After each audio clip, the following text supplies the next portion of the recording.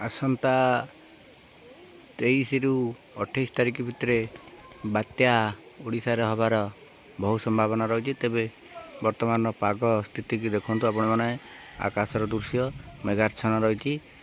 तेबे आम संधान लाभ और अनंत कृपा मध्यम देखु सीधा सड़क विजुअल को भली आकाशर दृश्य रही और कलाहांडिया मेघ ढांकी एठू अनुमान करुवे 23 रु 28 तारिख भितर निश्चिंत बात्या ओडिशा रे लैंडफॉल कर बात्या बंगोपसागर जो सृष्टि घूर्णिबलय तार निश्चिंत प्रभाव पड़ो।